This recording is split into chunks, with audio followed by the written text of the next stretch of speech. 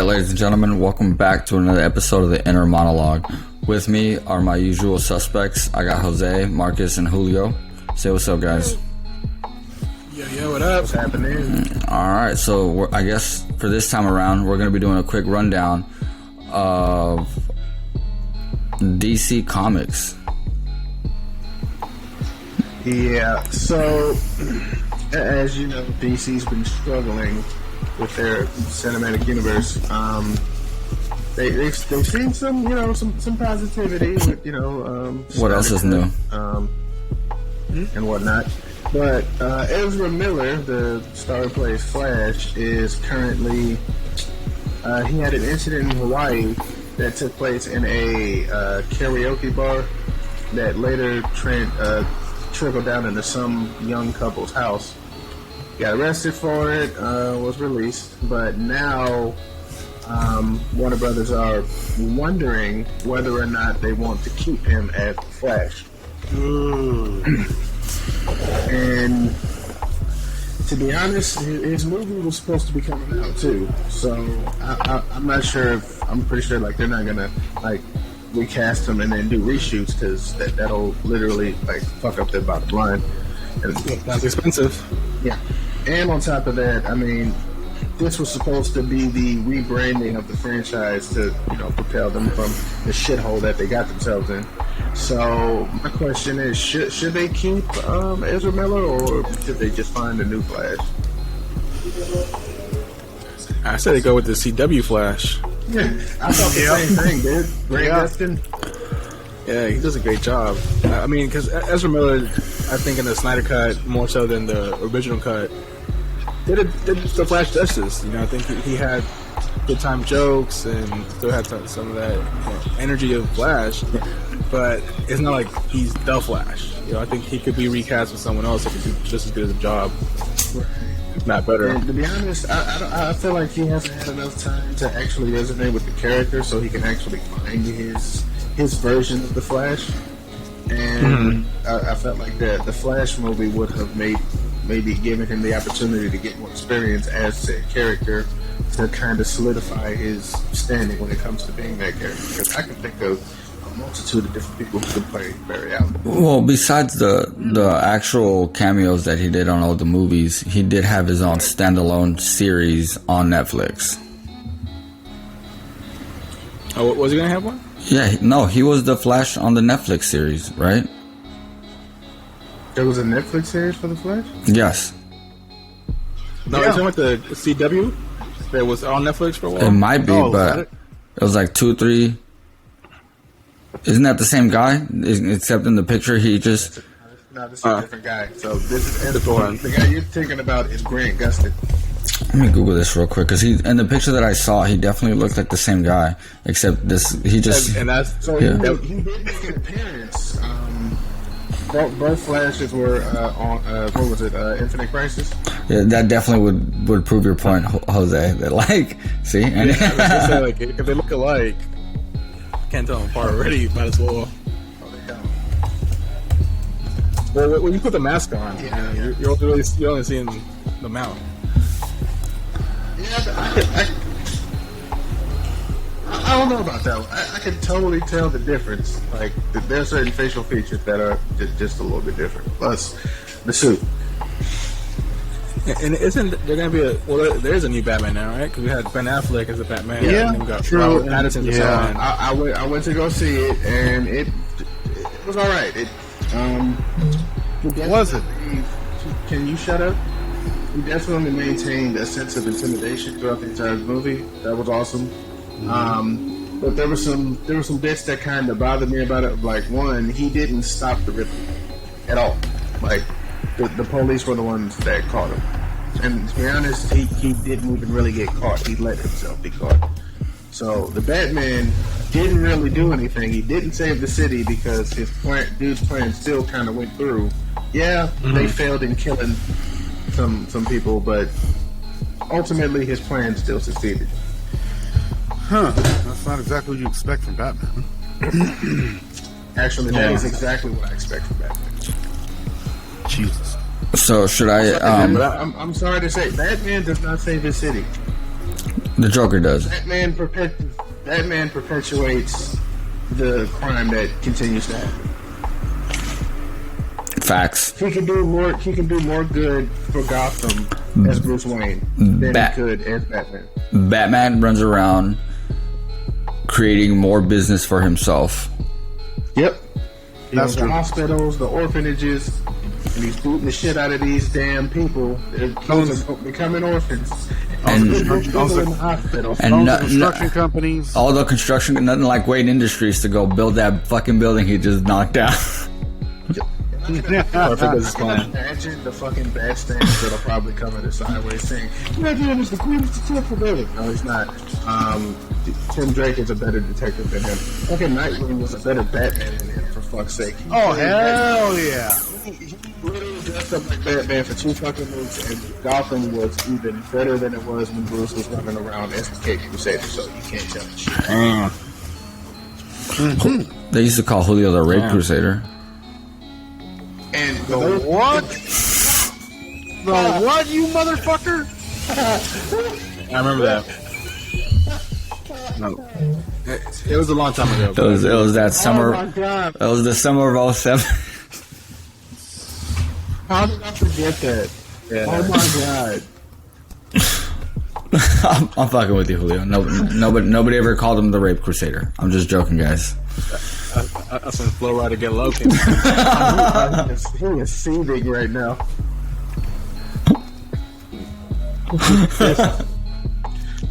He is perturbed. The veins popping out of your forehead. That's It okay. really is, As long as I though. don't have a stroke. It's okay. I'll give you some to stroke. One after. No, but me personally, okay. So do you guys want me to go on like, oh, let me be understanding, or do you guys want me to be honest? Honesty is always the best. You're fat. No.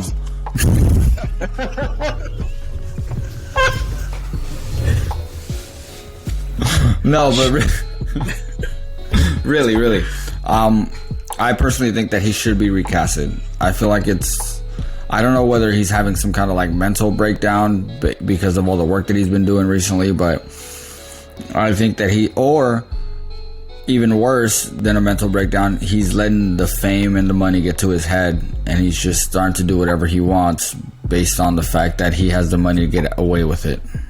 That could be it. Yeah. The actor of Fantastic Beasts who plays Credence, that dude like stabbed a girl, Whoa. and he still has a damn job. Damn. Fired Johnny Depp, put some false accusations. That's cool. Well, anybody think of bail? His bail is $500. That's pretty low. I mean, shit. This is, Not in Hawaii. You seen how expensive things are? and you think that's what I'm saying? $500 bail ain't shit.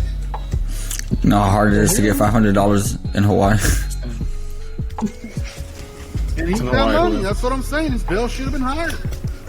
Oh yeah. So, And 500 is not shit, Julio. right. So in lieu of that, I got a quick question for you guys. So I came across this question. I thought it'd be a good time to ask. So, do you guys think that too much Marvel content can hurt their franchise? Oh, totally. Yeah, absolutely. Oversaturation. Yep. Adam Sandler's definitely suffered from that for a good while. Here's why I think that is false. Because Marvel has hundreds of characters, right? Mm-hmm. Now, if they're releasing a couple of movies a year, a couple of shows a year, showcasing these different characters, even if Marvel Comics stopped producing comics, the MCU would never be able to catch up.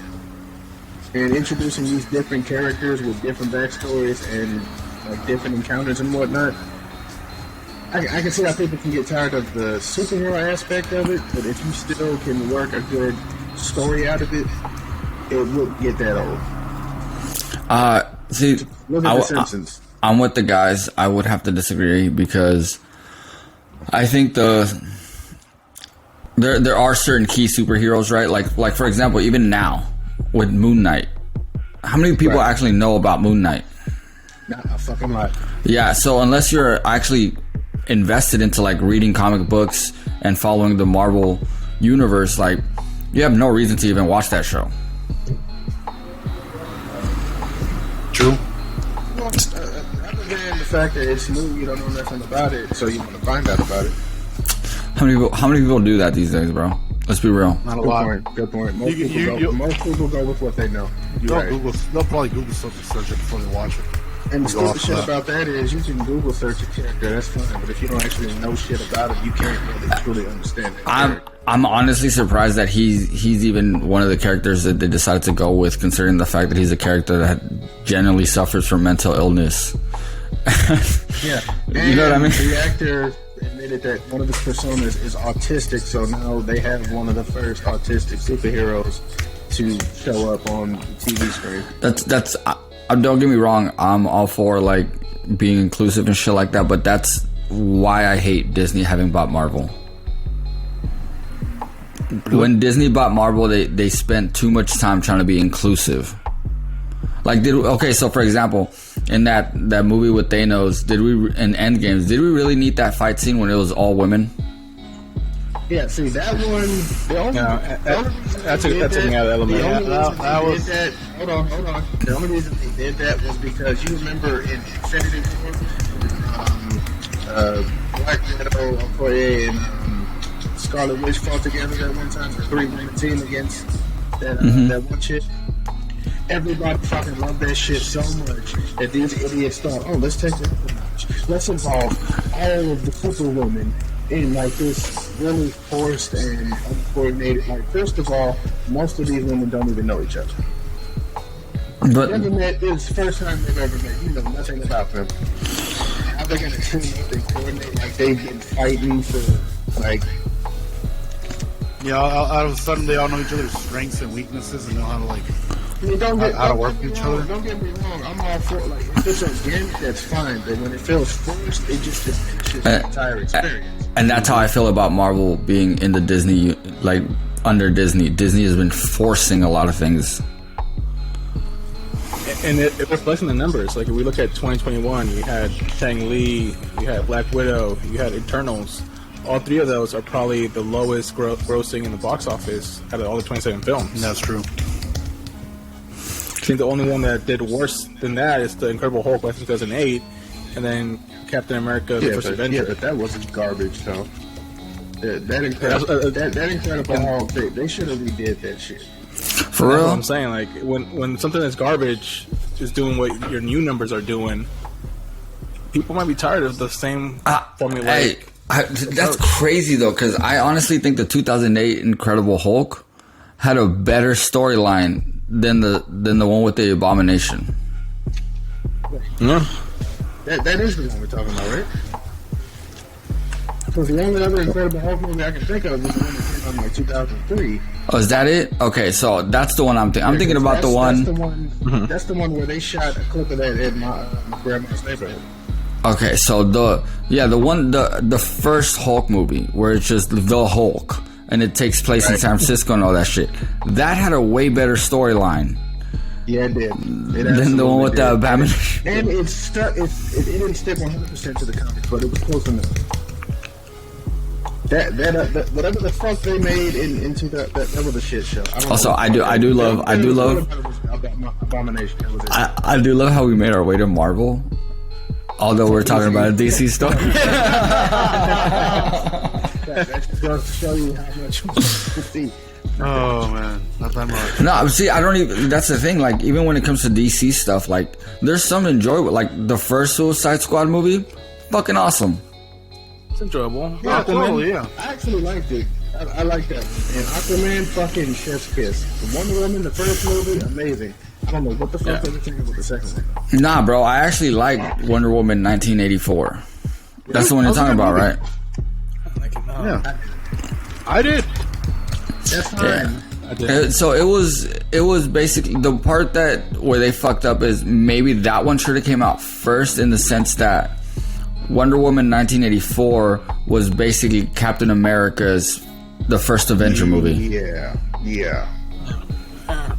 see what I'm saying? Yeah, I felt like that would have came out first. Yeah. So it would have drawn people more, because like Captain America: The First Avenger, it kind of connected you to the character. It showed the humanity in the character. But I can't expect DC. Up out of nowhere. Yeah, I can't expect DC to understand some shit like that.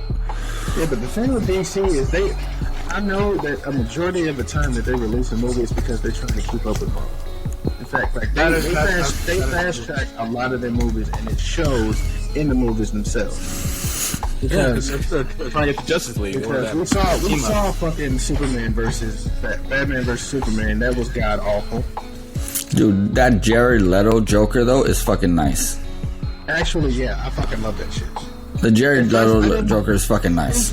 At first, because I kept getting mixed comments from people saying like, "Oh shit, now we got a thug Joker." I was like, "The fucker was always a thug. What are you talking about?" Yeah, like what the hell? He was basically a legit fucking insane gangster. Dude had a whole crew. All that shit. Always wore a suit. So yeah, like DC has done some good stuff. Batman with some Stacey Adams. He was a gangster. Exactly. Oh, Nah, but he definitely has some good stuff. I personally would go with what you. I would agree with you guys 100%. Though I really do think they need to recast the Flash.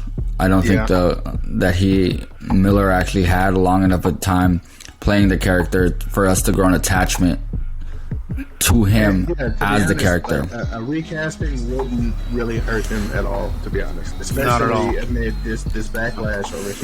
It'll probably save face at this point. They need to do it.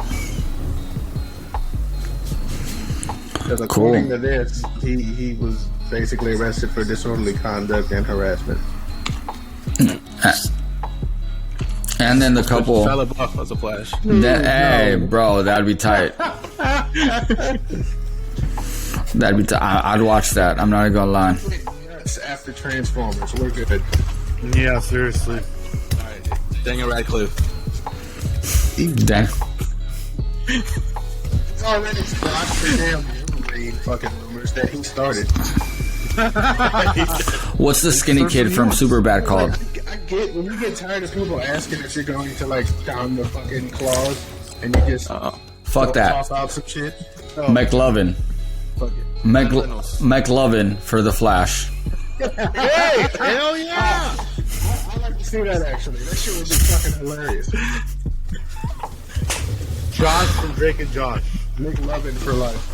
McLovin, bro. I'm telling you, he would make a great Flash. Yeah. He did. At a lower salary too. That's the case, then let's get Seth Rogen for Lobo. Oh, dude.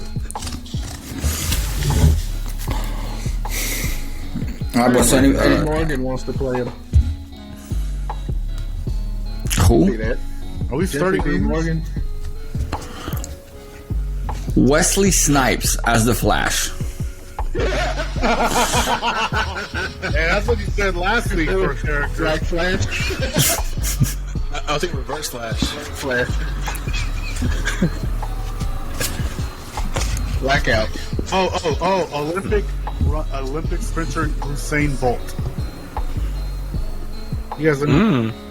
Yeah, no, for sure, Julio. He changed his name to Bolt, though. There you go. He's halfway there. Halfway. All the way.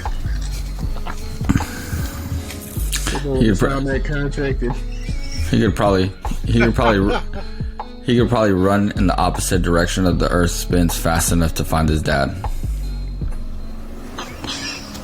And on that Damn. Oh, Rick's bringing that fire tonight. I actually don't even know if he actually has parents together. That was just a fucked up stereotypical joke. I'm sorry, guys. You're charring up a lot of things tonight, Rick. Julio's about to call Bolt, man. You okay, bro? Hey, man, I know my friend said some hurtful things, but I don't think he means it. Not at all. He said, me too. Not at all. Oscar Pistorius. All right, guys. Anybody got any other thoughts on this story? No. All right. Well, on that note, let's take a quick commercial break, and we'll be right back.